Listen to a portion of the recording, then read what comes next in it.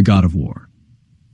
Tyr, a prominent figure in Norse mythology, is revered as the god of war and justice. Etymologically linked to Deus, an ancient Proto-Indo-European deity of sovereignty, Tyr embodies heroic glory and the enforcement of law.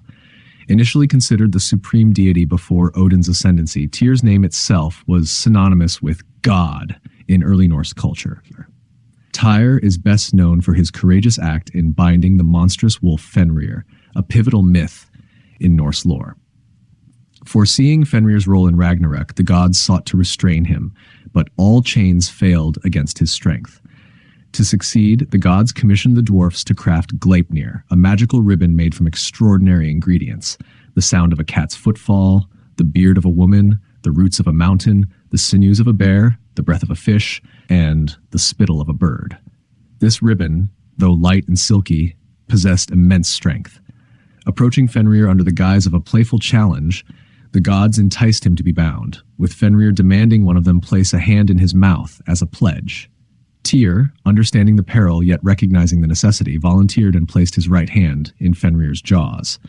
When Fenrir realized the deception and his inability to break free, he bit off Tyr's hand at the wrist. Tyr's sacrifice underscored his dedication to duty and earned him profound respect, cementing his role as a paragon of heroic honor and law. From the Prose Edda, when the Aesir would not free him, Fenrir bit off Tyr's hand at the place now called the wolf joint, the wrist, and he has been one-handed ever since. Chains were then put upon him, and he was bound until the twilight of the gods. Prose Edda, Gylfaginning. Despite losing his hand, Tyr continued to be venerated as a symbol of justice and war. Warriors and seekers of justice invoked Tyr's name in oaths, swearing by his valor and integrity. Tuesday is named after Tyr, reflecting his widespread influence and reverence among the Norse gods and people.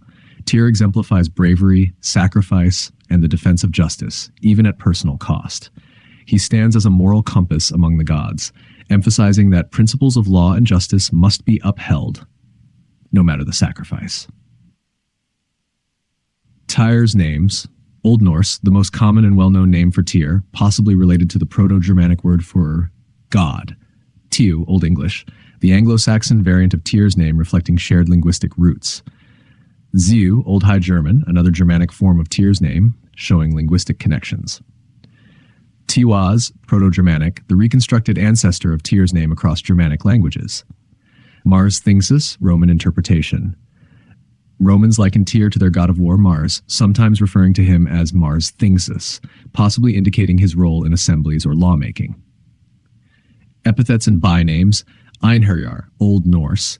Although more commonly associated with Odin, this epithet also applies to Tyr, signifying his one-handed status, akin to Odin who sacrificed an eye for wisdom. Tyr's sword.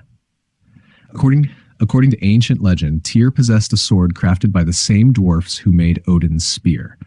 This sword, revered by his people, was kept in a temple where it caught the first rays of morning sunlight. One night, it mysteriously disappeared. A Vala, consulted by priests, revealed that wielding the sword would bring conquest but also death. She refused to disclose its whereabouts. Later, a tall stranger arrived in Cologne and presented it to Vitellius, promising him glory and proclaiming him emperor.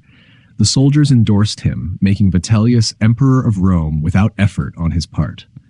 Obsessed with indulgence, Vitellius left the sword carelessly in his pavilion. A German soldier replaced it with his rusty blade. When Vitellius learned of Vespasian's rise to power, he searched for the sword to defend his claim, discovering the theft too late. Overcome with fear, he did not resist capture and was dragged to his death by the enraged populace. The soldier who took the sword traveled widely, bringing victory wherever he fought. In old age, he buried it near the Danube, refusing to reveal its location. Centuries later, Attila found the sword, declaring it his own and using it to conquer.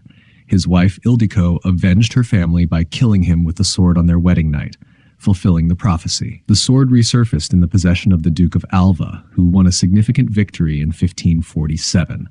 It was later associated with Archangel Saint Michael after the conversion to Christianity. Tyr, synonymous with bravery and wisdom, was believed to command Odin's Valkyries, choosing warriors for Valhalla. Source: Norse Mythology, R.B. Anderson. The story of Fenris Tyrvor was often depicted as one-armed, just as Odin was one-eyed. Various theories exist to explain this characteristic. Some suggest that it was because he could only grant victory to one side. Others propose that it was because a sword has but one blade. However, the ancients preferred to explain it in the following way. Loki secretly married the hideous giantess Angerboda, Anguish Botting, in Jotunheim, and they had 3 monstrous children, the wolf Fenris, also known as Fenrir, Hel, the party-colored goddess of death, and Eirmungandir, a terrible serpent. Loki kept the existence of these monsters secret as long as he could, but they quickly grew so large that they could no longer remain confined in the cave where they were born. Odin, from his throne Hlidskialf, soon became aware of their existence and the alarming speed at which they were growing. Fearing that the monsters, once they had gained further strength, would invade Asgard and destroy the gods, Allfather decided to get rid of them. He went to Jotunheim and cast Hel into the depths of Niflheim, telling her she could reign over the 9 dismal worlds of the dead. He then threw Eirmungandir into the sea, where it grew to such immense proportions that it eventually encircled the earth and could bite its own tail. Not pleased that the serpent should attain such fearful dimensions in its new element, Odin decided to bring Fenris to Asgard, hoping that by treating him kindly, he could make him gentle and tractable. But all the gods recoiled in horror when they saw the wolf, and none dared to approach to feed him except Tyr, who was daunted by nothing. Seeing that Fenris was growing daily in size, strength, veracity, and fierceness, the gods convened a council to deliberate on how they might best deal with him. They unanimously decided that since it would desecrate their peace steads to kill him, they would bind him fast so that he could do them no harm. With this in mind, they obtained a strong chain named Ledding, and playfully suggested to Fenris that they bind him with it as a test of his vaunted strength. Confident in his ability to free himself, Fenris allowed them to bind him fast, and when all stood aside, he stretched himself with a mighty effort and easily burst the chain asunder. Concealing their disappointment, the gods loudly praised his strength, but they then produced a much stronger fetter, Droma, which, after some persuasion, the wolf allowed them to fasten around him as before. Again, a short, sharp struggle was enough to burst this bond, and it became proverbial in the North to use the figurative expressions to get loose out of Ledding and to dash out of Droma whenever great difficulties had to be overcome. Realizing now that ordinary bonds, however strong, would never hold against the Fenris wolf's great strength, the gods instructed Skirnir, Frey's servant, to go down to Svartalfaheim and ask the dwarfs to fashion a bond that nothing could break. By magic arts, the dark elves manufactured a slender silken rope from such impalpable materials as the sound of a cat's footsteps, a woman's beard, the roots of a mountain, the longings of the bear, the voice of fishes, and the spittle of birds. When it was finished, they gave it to Skirnir, assuring him that no strength would be able to break it, and that the more it was strained, the stronger it would become. Armed with this bond, called Gleipnir, the gods went with Fenris to the island of Lyngvi in the middle of Lake Amsvartnir, and again proposed to test his strength. But although Fenris had grown even stronger, he distrusted the bond which so slight. He therefore refused to allow himself to be bound unless one of the Aesir would consent to put his hand in his mouth and leave it there as a pledge of good faith, and that no magic arts were to be used against him. The gods heard this decision with dismay, and all drew back except Tyr, who, seeing that the others would not venture to comply with this condition, boldly stepped forward and thrust his hand between the monster's jaws. The gods now fastened Gleipnir securely around Fenris's neck and paws, and when they saw that his utmost efforts to free himself were fruitless, they shouted and laughed with glee. However, Tyr could not share their joy, for the wolf, finding himself captive, bit off Tyr's hand at the wrist, which has since been known as the wolf's joint. Deprived of his right hand, Tyr was now forced to use the maimed arm for his shield and to wield his sword with his left hand. But such was his dexterity that he slew his enemies as before. Despite the wolf's struggles, the gods drew the end of the fetter Gelgia through the rock Giol and fastened it to the boulder Thvidi, which was sunk deep in the ground. Opening wide his fearful jaws, Fenris uttered such terrible howls that the gods, to silence him, thrust a sword into his mouth, the hilt resting upon his lower jaw and the point against his palate. The blood then began to pour out in such streams that it formed a great river, called Von. The wolf was destined to remain thus chained fast until the last day when he would burst his bonds and be free to avenge his wrongs. While some mythologists see in this myth an emblem of crime restrained and made innocuous by the power of the law, others see the underground fire which kept within bounds can injure no one, but which unfettered fills the world with destruction and woe. Just as Odin's second eye is said to rest in Mimir's well, so Tyr's second hand, sword, is found in Fenris's jaws. He has no more use for two weapons than the sky for two suns. The worship of Tyr is commemorated in various places, such as Tübingen in Germany, which bear more or less modified forms of his name. The name has also been given to the aconite, a plant known in northern countries as Tyr's helm. 4. The worship of Tyr, god of war and justice. Tyr, one of the oldest and most revered deities in Norse mythology, embodies martial valor and legal integrity. His worship reflects cultural values of warfare, honor, and justice deeply rooted among the ancient Norse people. Tyr's role and attributes. Tyr's multifaceted role in the Norse pantheon as the god of war and justice is rich and complex.